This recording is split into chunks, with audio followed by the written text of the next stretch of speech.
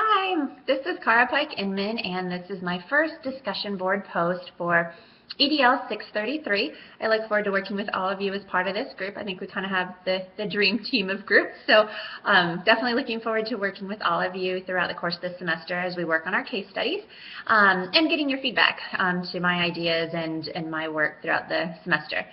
I'm doing my identity worksheet, where we identified kind of 5 of the aspects of our identity that have greatest influence or the most prominence in how we formulate our identity. 2 of those that rose to prominence for me were my educational level and my age.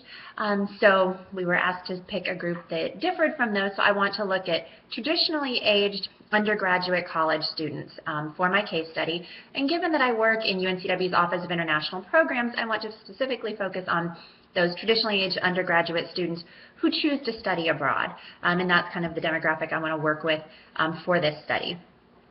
In this week's readings, there was a lot of discussion about how students don't enter college as a blank slate. They come with different attributes and attitudes, beliefs, expectations, motivations, all kinds of different factors that influence how they experience college or higher education in general.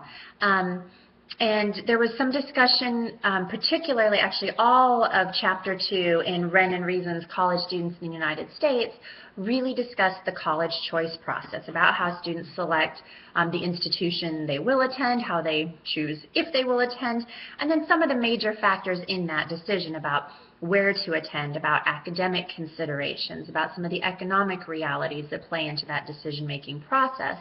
And so again, since I work with students who study abroad, when they're selecting their study abroad institution or their study abroad program, that's kind of a whole round 2 of that college choice process for a lot of these students. So how do some of those same factors, so location, academics, economics, how do those play into students' decisions of where to study abroad, and kind of looking at Hostler's 3-stage college choice process of predisposition, the search, and the choice stages, and how those again play into choosing where students study abroad.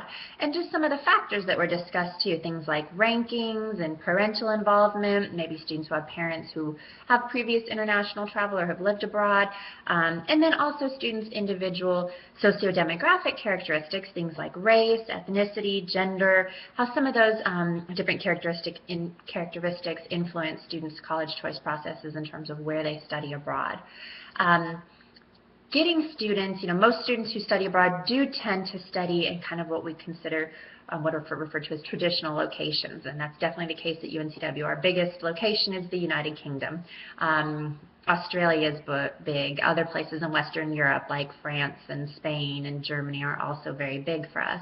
And often at conferences, professional conferences, there's discussion about how do we get students to look at less traditional locations. So I want to kind of specifically look at the students who do choose those less traditional locations, and look at whether or not they have any kind of common characteristics. There's a lot of discussion again about underrepresented student populations, and I want to look at underrepresented study abroad destinations and kind of look and see if students with a specific set of characteristics in common tend to choose those locations. I think it could turn into potentially an interesting journal article, definitely a conference presentation down the road, kind of depending on how this all plays out. But I look forward to working with all of you, and I look forward to hearing what your ideas are for your case studies. Thanks so much. Bye-bye.